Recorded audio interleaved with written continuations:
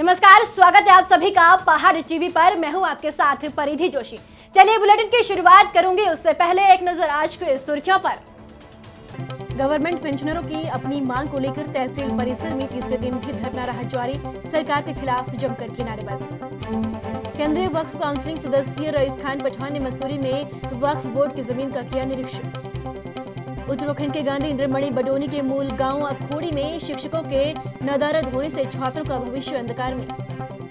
उत्तराखंड में बारिश आफत बनकर बरस रही है, जिसने लोगों की दुश्वारियों को बढ़ा दिया है। हालत यह है कि कहीं पुल टूटने से गाड़ियां फंसकर क्षतिग्रस्त हो गई है, तो कहीं बादल फटने से मकान ध्वस्त हो गई है। वहीं देहरादून से रानीपोखरी ऋषिकेश को जाने वाला traffic Bhaniyawala Haridwar bypass Nepali farm से होकर ऋषिकेश भेजा जा रहा है। वहीं थानो भोगपुर मार्ग पर भी पानी के बहाव को देखते हुए ट्रैफिक रोका गया। बद्रीनाथ हाईवे पर पत्थर और मलबा गिरने के कारण यातायात पूरी तरह से रोक दिया गया है। वहीं गंगोत्री हाईवे पर फकोट के पास ऑल वेदर रोड का हिस्सा बहने से यहां भी आवाजाही पर रोक लगाने के लिए टिहरी जिलाधिकारी एवा आशीष श्रीवास्तव ने आदेश दिए हैं। ऋषिकेश क्षेत्र में हो रही लगातार बारिश के कारण नदियां उफान पर है। शुक्रवार को अचानक रानीपोखरी के ऊपर बना पुल टूट गया है। उस वक्त पुल के ऊपर से कई वाहन गुजर रहे थे। वाहनों के बहने की जानकारी सामने आई है। पुल का जो हिस्सा टूटा, वहां कुछ वाहन फंस गई है और कुछ पलट गई हैं। मुख्यमंत्री पुष्कर सिंह धामी ने रानीपोखरी के निकट पुल टूटने की घटना के जाँच के आदेश दिए हैं। जिलाधिकारी मयूर दीक्षित ने शुक्रवार को मनेरा खेल मैदान परिसर में इंडोर बैडमिंटन कोर्ट और एडवेंचर स्पोर्ट्स हॉस्टल के मरम्मतीकरण के कार्य का स्थलीय निरीक्षण कर जायजा लिया। कार्यदायी संस्था आरईएस को इंडोर बैडमिंटन वुडन कोर्ट और लोक निर्माण विभाग को हॉस्टल के कार्यों में तेजी लाने के निर्देश दिए। बागेश्वर जिले के प्रभारी पुलिस अधीक्षक के रूप में देवेंद्र फिंचा ने अपना कार्यभार संभाला है। पुलिस कार्यालय बागेश्वर में आयोजित एक प्रेस वार्ता में 44 दिन के लिए प्रभारी पुलिस अधीक्षक के रूप में नियुक्त देवेंद्र फिंचा का कहना है कि बागेश्वर जिले में फल रहे स्मैक और चरस के कारोबारियों और तस्करों में नकेल कसना, बागेश्वर में बिगड़ी ट्रैफिक व्यवस्था को भी पटरी पर लाना, साथ कोविड के प्रति लोगों को जागरूक किया जाना मेरी प्राथमिकता रहेगी। देखिए, मैं बेसिकली अल्प समय के लिए अभी जब एसपी बागेश्वर साहब ट्रेनिंग में रहे, उनकी जगह पर अभी लगभग 40 दिन के लिए जिले का चार्ज देख रहा हूँ मैं।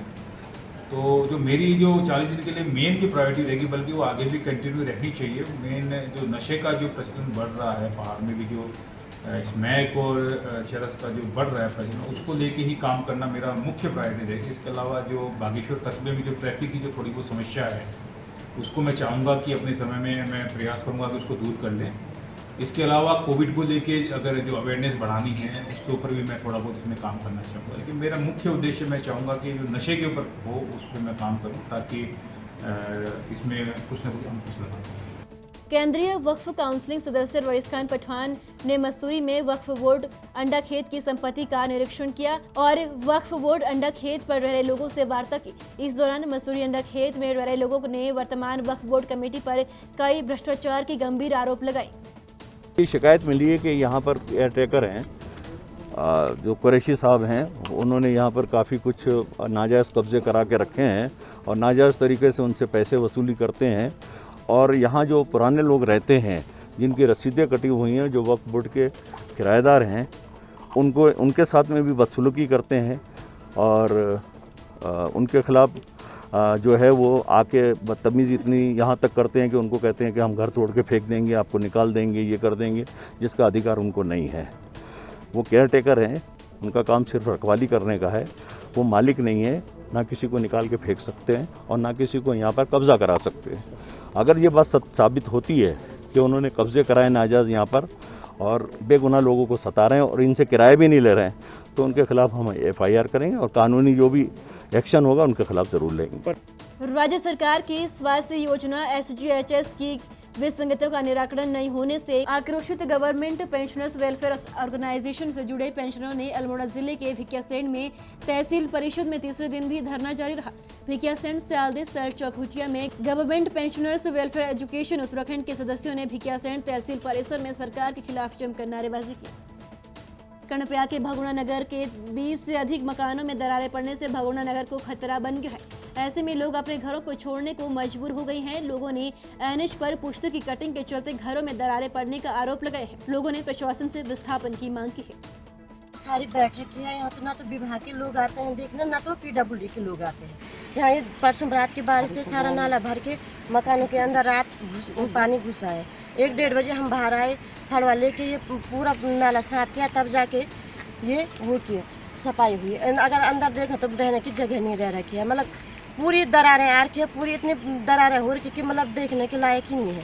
अगर कभी हल्का भूकंप आए या ज़्यादा बारिश आए तो रात में ऐसा होगा कि बच्चों को लेके कहाँ जाएं हम। काफ़ी सारे मकानों में दरारें पाई गई हैं, तो यहाँ पर NHIDCL के प्रतिनिधि भी साथ में थे। जैसा कि यहाँ पर संज्ञान में आया कि ये लंबे समय से सिंकिंग जोन में है।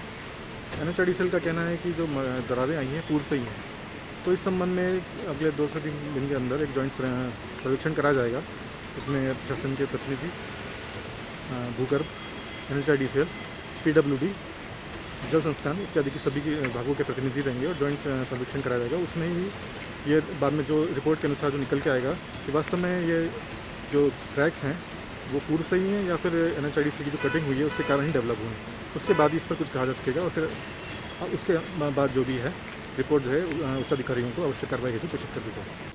25 अगस्त से पूर्व मुख्यमंत्री त्रिवेंद्र सिंह रावत उत्तरकाशी जनपद के दौरे पर है। कल पूर्व मुख्यमंत्री भटवाड़ी के रेंथल गांव पहुंचे। रेंथल गांव जो पर्यटन के लिए विख्यात है। पूर्व मुख्यमंत्री ने ग्रोथ सेंटर, पर्यटन और होमस्टे को बढ़ावा देने की बात की। वहीं पूर्व मुख्यमंत्री ने रेंथल, दयार और अन्य पर्यटन के क्षेत्र जो जनपद उत्तरकाशी में है उनको और अधिक आगे बढ़ाने की बात कही। बद्रीनाथ विधानसभा के अंतर्गत पोखरी में आम आदमी पार्टी युवा मोर्चा के जिला अध्यक्ष सूरज कोहली और नेता भगवती प्रसाद मैंथोली ने बिजली गारंटी कार्ड कैंपिंग किया गया, जिसमें युवाओं ने और स्थानीय लोगों ने बढ़ चढ़कर भाग लिया और गांव-गांव जाकर केजरीवाल और कर्नल अजय कोठियाल को बिजली गारंटी कार्ड कैंपिंग लगाया। उत्तराखंड के गांधी स्वर्गीय इंद्रमणि बडोनी के पैतृक गांव अखोड़ी में राजकीय इंटर कॉलेज की हालत देखने लायक है, जहां पर छात्रों के भविष्य के साथ लगातार विगत कई माह से खिलवाड़ हो रहा है। आपको बताते चले कि राजकीय इंटर कॉलेज अखोड़ी में अभिभावक संघ ने नाराजगी जाहिर की है कि 19 महीने बीत जाने के बाद भी रसायन विज्ञान के शिक्षक ने विद्यालय में तैनाती नहीं दी है। वहीं शिक्षक देहरादून अटैचमेंट में सेवाएं दे रहे हैं। विभागीय जंजाल, लापरवाही के कारण छात्रों की शिक्षा पर बुरा असर पड़ रहा है। वहीं गणित विषय के अध्यापक की तो विद्यालय में नियुक्ति ही नहीं है। एक लिखित शिकायती पत्र मुझे भी प्राप्त हुआ है कि 1 सितंबर से वह अपने रसायन विज्ञान के जो शिक्षक हैं वो अटैच हो रखे हैं देहरादून में, उनके लिए उनका एक धरना प्रदर्शन शुरू करने जा रहे हूँ। प्रकरण मेरे संज्ञान में है। उच्च स्तर से वाकई वहाँ से श्री सोहन सिंह रावत जी का अटैचमेंट वहाँ हुआ है देहरादून के लिए, तो उनका अटैचमेंट समाप्त कर दिया जाएगा या उनके स्थान पर स्थायीकरण कर दिया जाएगा या उनके स्थान पर कोई गेस्ट टीचर भेजा जाएगा, ये उच्च स्तर से ही फैसला लिया जाना है। इस संबंध में उच्च स्तर पर हमने अपने उच्च अधिकारियों को पत्र प्रेषित कर दिया गया है कि इस क्रम में 1 सितंबर से वहाँ के स्थानीय निवासी धरना प्रदर्शन करने के लिए कह रहे हैं। जो भी कार्रवाई होगी वो 1 सितंबर से पूर्व होगी। राजकीय महाविद्यालय कमानन में कल अखिल भारतीय विद्यार्थी परिषद की नई इकाई का गठन किया गया। समारोह में राजकीय महाविद्यालय कमानन से अनेक छात्र छात्राओं ने प्रतिभाग किया। कांग्रेस पार्टी की जनपद विधानसभा की प्रभारी ने धनौल्टी विधानसभा के तहत नैनबाग में कार्यकर्ताओं की बैठक हुई, जिसमें धनौल्टी विधानसभा के घोषणा पत्र को कार्यकर्ताओं की नब्ज के साथ प्रत्येक न्याय पंचायत स्तर सुझाव को साझा कर कार्यकर्ताओं से सक्रिय होने का आह्वान किया। केदार धाम होटल एसोसिएशन द्वारा केदार घाटी के मुख्य पड़ाव सोनप्रयाग में 4 धाम यात्रा को जल्द सुचारू किए जाने के संदर्भ में सीतापुर से सोनप्रयाग तक जुलूस प्रदर्शन किया गया, जिसमें एसोसिएशन द्वारा अपनी प्रमुख मांगे 4 धाम यात्रा को जल्द सुचारू किया जाए, बिजली पानी के बिल माफ किए जाए, बैंक ऋण में मॉरेटोरियम लगाया जाए और ब्याज माफ किया जाए और 4 धाम यात्रा पर आश्रित प्रत्येक व्यवसायी को राहत पैकेज दिया जाए के संदर्भ में सोनप्रयाग में प्रदर्शन किया गया। नगर पालिका कर्णप्रयाग में ITI वार्ड के अंतर्गत भगुना नगर में भू धसाव और आवासीय भवनों में दरारें पड़ने के कारण लोग खासे परेशान और चिंतित है। पीड़ित परिवारों की शिकायत पर जिलाधिकारी कर्णप्रयाग भैरव गुप्ता ने मौके पर जाकर इसका निरीक्षण किया। नगर पालिका के पूर्व अध्यक्ष सुभाष गरोला ने कहा कि सड़क कटिंग के कारण जमीन धंस रही है, जिसके कारण दरारें पड़ी है। उन्होंने मांग की है कि पीड़ित परिवारों को मुआवजा देना जाना जरूरी है, नहीं तो पीड़ित परिवारों के साथ मिलकर आंदोलन शुरू कर दिया जाएगा। तो वहीं प्रदेश कांग्रेस कमेटी के प्रदेश महामंत्री हरिकृष्ण भट्ट ने कहा कि यदि जल्द ही पीड़ित परिवारों को मुआवजा नहीं दिया गया तो 10 सितंबर से अनशन शुरू किया जाएगा। भीमताल में पार्किंग की मांग बहुत लंबे समय से चली आ रही है। इसी बीच नेताओं का लगातार मानना है कि भीमताल में जगह की कमी के कारण पार्किंग नहीं बन पा रही है और अब सरकार ये कह रही है कि लीलावती पंथ होटल उत्कृष्ट इंटर कॉलेज के खेल मैदान में पार्किंग बनाई जाए और उसके ऊपर खेल का मैदान भी बने। लीलावती पंथ राजकीय इंटर कॉलेज में हुई अभिभावक संघ की मीटिंग में यह फैसले का पुरजोर विरोध किया गया।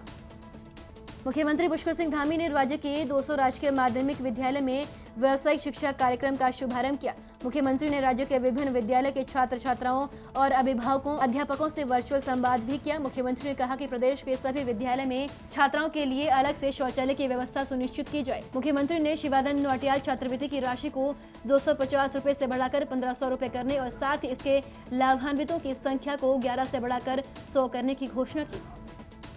केदारनाथ धाम में मोदी जी के ड्रीम प्रोजेक्ट के अंतर्गत शंकराचार्य जी की समाधि बनाई गई है। वहीं उसकी ऊंचाई ज्यादा होने से अब इसको तोड़ने का काम किया जा रहा है।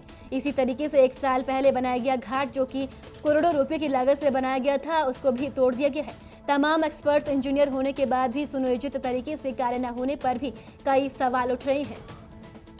पत्रकारों से वार्ता करते हुए जनसंघर्ष मोर्चा अध्यक्ष और जीएमवीएन के पूर्व उपाध्यक्ष रघुनाथ सिंह नेगी ने कहा कि कल सदन में सत्र के दौरान विपक्ष द्वारा राज्य आंदोलनकारियों के क्षैतिज आरक्षण मामले में आधी अधूरी तैयारी के साथ उठाया जाना दुर्भाग्यपूर्ण है। नेगी ने कहा कि 10% क्षैतिज आरक्षण प्रदान किए जाने संबंधी विधेयक तत्कालीन हरीश रावत सरकार ने पास किया था, जो कि लगभग 5-6 साल से राजभवन में लंबित है। के मामले में बेखबर होना विपक्ष की सबसे बड़ी नाकामी है। विपक्ष को किसी मुद्दे को उठाने से पहले उसकी तह में जाना चाहिए था, लेकिन ऐसा नहीं किया गया, जिसका नतीजा शून्य निकला। दरअसल कल विधानसभा सत्र के दौरान सदन में जिस तरह से विपक्ष ने राज्य आंदोलनकारियों की क्षैतिज आरक्षण मसले को उठाया, निश्चित तौर पे एक तरह से विपक्ष का फेलियर है। हमारा कहना है कि आधी अधूरी की तैयारी के साथ विपक्ष मुद्दे को उठा रहा है, उसकी जानकारी विपक्ष को नहीं है, तो निश्चित तौर पे कहीं ना कहीं आंदोलनकारियों के साथ भी छल करने का काम विपक्ष ने किया है। हमारा कहना यह है कि जब भी किसी मसले को विपक्ष उठाए तो पूरी मजबूती के साथ, पूरे होमवर्क के साथ उसको उठाना चाहिए। राज्य आंदोलनकारियों की मामला क्या है, विपक्ष को यह समझना चाहिए था कि सबसे पहले राज्य आंदोलनकारियों को दिए जाने वाले आरक्षण, जो क्षैतिज आरक्षण है, उस पर एक जनहित याचिका के माध्यम से माननीय उच्च न्यायालय ने 2013 में अगली सुनवाई तक रोक लगा दी थी, और एक अन्य याचिका में 2014 में ऑनरेबल हाईकोर्ट ने इस पूरे ऑपरेशन पे, जो राज्य आंदोलनकारियों को दिया जाने वाला आरक्षण है, उस पर रोक लगा दी गई थी। इस मामले को लेकर के तत्कालीन हरीश रावत सरकार ने वर्ष 2015 में एक विधेयक लाए थे, राज्य आंदोलनकारियों उनके आश्रितों को राज्याधीन सेवा में दिए जाने वाला आरक्षण, और इस मामले को उन्होंने राजभवन को पास करके राजभवन को स्वीकृति के लिए भेजा था। लेकिन आज 6 वर्ष हो गए हैं, आज तक भी वो विधेयक न तो लौटा गया है, न उस पर आज तक राजभवन ने स्वीकृति दी है। विकासखंड दशोली के कमियार गांव आज भी सड़क जैसी मूलभूत सुविधाओं से जूझ रहा है। आलम यह है कि ग्रामीणों स्कूली बच्चों को बाजार जाने तक 7 किलोमीटर पैदल दूरी तय करनी पड़ती है, और पैदल रास्ते भी सड़क के मलबे से ढह चुके हैं, जिससे लोगों को भारी दिक्कतों का सामना करना पड़ता है। आपको बताते चले कि 3 गाँव की 500 से अधिक आबादी को जोड़ने वाली ये सड़क मई से बंद पड़ी हुई है। ग्रामीणों का आरोप है कि 2016 से अभी तक इस सड़क का पार्ट 1 का कार्य भी पूरा नहीं हो पाया है, जिसमें ठेकेदारों की घोर लापरवाही सामने आई है। जो हमारा मोटर मार्ग है वो पूर्णतया क्षतिग्रस्त हो गया है। 2016 से इस पर कार्य हो चुका है, लेकिन पार्ट 1 का काम इस पर अभी पूर्णतया पूरा नहीं हुआ है। तो मेरी कोई प्रॉब्लम नहीं है। समस्या यह है कि हमारे गांव में जो है बुजुर्ग व्यक्ति ज़्यादा हैं, बीमार लोग ज़्यादा हैं, स्कूली बच्चे जो हैं 13-13 साल के छोटे छोटे बच्चे हमारे जाते रहते हैं। तो रास्ता तो बिल्कुल है ही नहीं, और पत्थर इतने ज़्यादा बड़े बड़े हैं कि अगर किसी के ऊपर गिर गया तो बिल्कुल भी वो पानी तक नहीं मांगेगा। कंडीशन ऐसी हो रखी है कि हमें जो है फूक फूक के कदम रखने पड़ते हैं। तो इस पे विभाग जल्द कार्रवाई करे। हमारी जो सड़क है अमरपुर नरगोली कमियार मोटर मार्ग, आज 2016 से इस सड़क का टेंडर प्रक्रिया शुरू हो गई थी, लेकिन आज ये सड़क जस के तस वैसी है। हमने शासन से, प्रशासन से, विभाग से कई बार गुजारिश कर चुके हैं कि हमारी सड़क को खोल दिया जाए। हम लोगों को आने जाने के लिए काफ़ी दिक्कतें होती है। हम लोगों के लिए जो असहाय व्यक्ति हैं, हमारे वृद्ध व्यक्ति हैं, हमारे साथ जितने भी ये स्कूल के बच्चे हैं, वो पीपल कोटी यहाँ से 7 किलोमीटर दूरी पर इंटर कॉलेज है, तो काफ़ी दिक्कत होती है। हमने विभाग को कई बार हल्ला बोल कर दिया, कई बार विभाग के पास भी जा चुके हैं, लेकिन विभाग हमको खाली गुमराह कर रहा है कि कल से मशीनें लगेगी, परसों से मशीनें लगेगी, लेकिन हो नहीं रहा। हमारी रोड की स्थिति 2016 से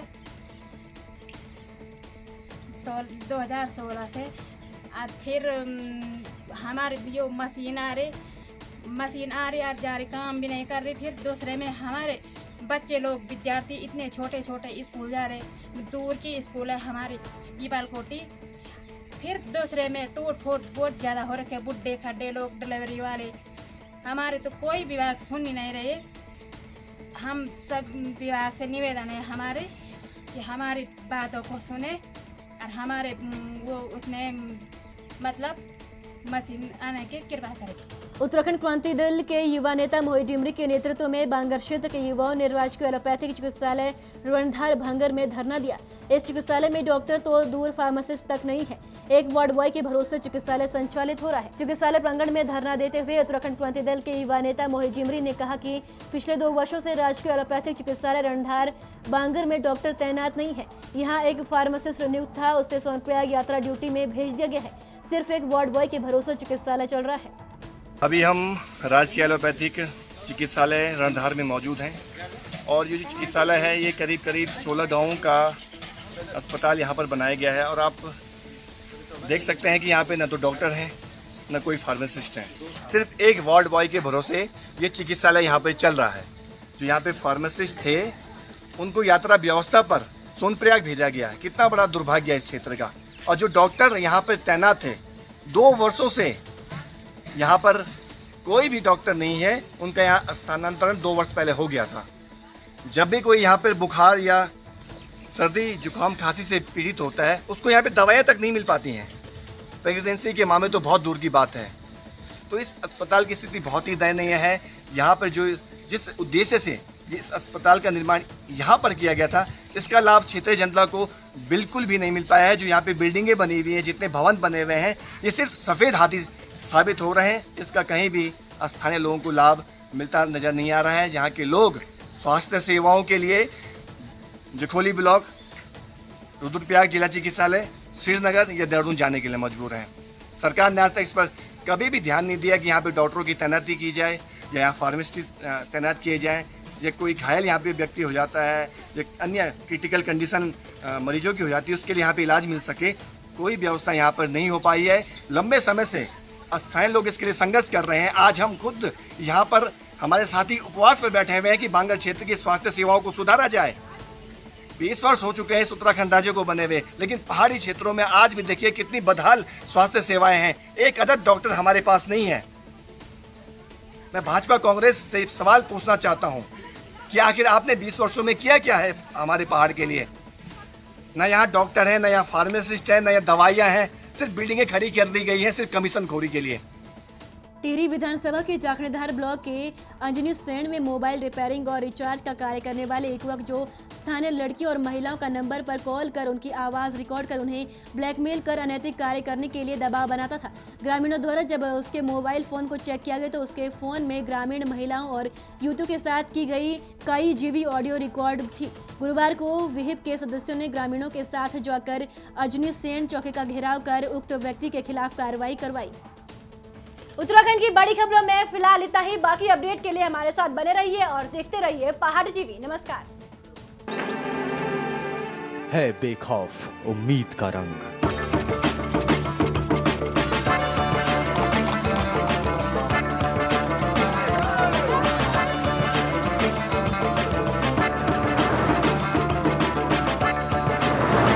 है आस्था भी।